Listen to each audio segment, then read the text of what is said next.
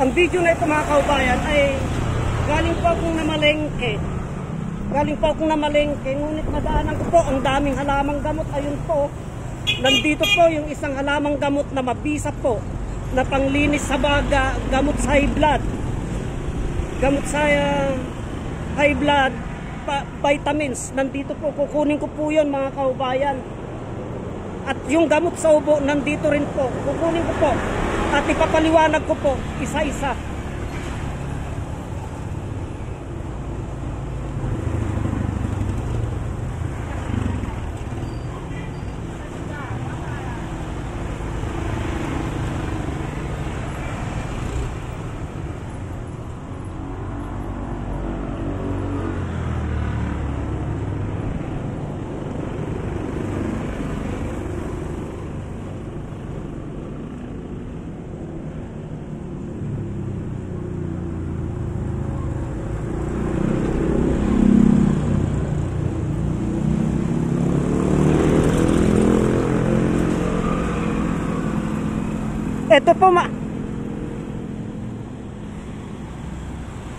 Ito po mga kaubayan, ito yung tinatawag na alusiman.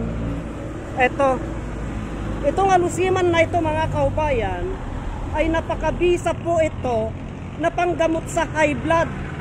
Sa high blood po, masarap po ito sa high blood. At itong alusiman na ito, pampalinis po ng baga ito. Itong alusiman na ito mga kaubayan. Ang proseso ng paggamit nito ay linalaga lamang po yan. Linalaga po ito. Pagkatapos po ay iniinom po yung sabaw para po sa pampalinis ng baga. Iniinom po yung sabaw, pampalinis po ng baga. At sa high blood din po mga kaubayan. At ito din pong alusiman na ito ay isang uri ng vitamins, pampalakas po ng mga buto po ito. Itong alusiman na ito, ang proseso ng ginagawa namin pag sa vitamins po, mga kaubayan, linalaga po namin ito. Yung lagang-laga na po, tapos pag kumatas na po ng kumatas, kinukuha po namin yung katas niya at saka po namin hinahaluan ng honeybee. Para sa vitamins po yan mga kaubayan, itong alusiman. Bukod sa masarap na ulam na itong alusiman ay gamot pa po. Ito po.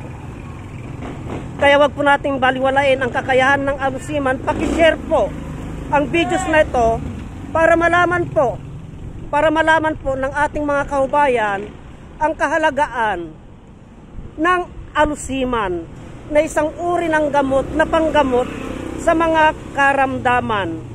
Ito po mga kaubayan, paki-share po ang videos na ito. At ito naman po, ito yung tinatawag na stone breaker. Yung nyug-nyugan po. Bukod sa UTI, kidney stone na kanya pong ginagamot ito, ay napakalakas po ito mga kaubayan na panggamot sa ubo. Sa ubo po. Yung ating mga kaubayan na hindi ubo ng ubo, ngunit wala pong nailalabas na plema, tuyong-tuyo po, ito lamang po ang ginagamit namin. Itong nyug-nyugan o sampalukan.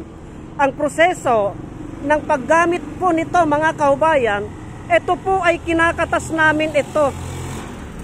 Hinuhugasan po namin ito, binabasa po namin, hinugasan po namin, pag nahugasan na po, pipit-pitin po namin ito.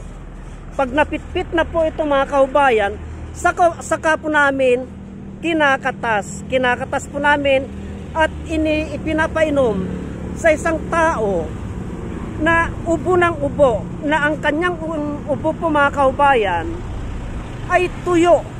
Wala pong nakukuhang plema. Ito po, itong halamang gamot na ito, ang pinanglulunas po namin.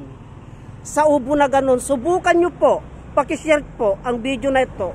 para malaman po ng ating mga kaubayan ang kahalagaan ng halamang gamot na itong nyug-nyugan, sampasampalukan. Ito po yung tinatawag nila na stone breaker, mga kaubayan.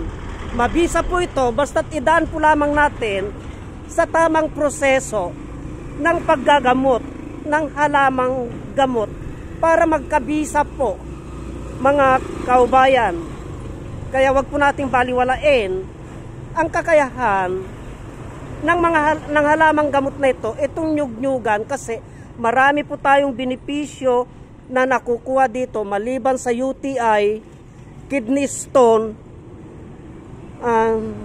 at sa ubo. Malakas po sa ubo ito, yung katulad ng ipinaliwanag ko, mga kaubayan, yung ubo na tuyong-tuyo, yung wala pong nakukuhang plema. Mga kaubayan, sana po ay may natutunan kayo kung konti sa aking ibinahagi tungkol sa halamang gamot na ito, itong nyug-nyugan. Marami pong salamat.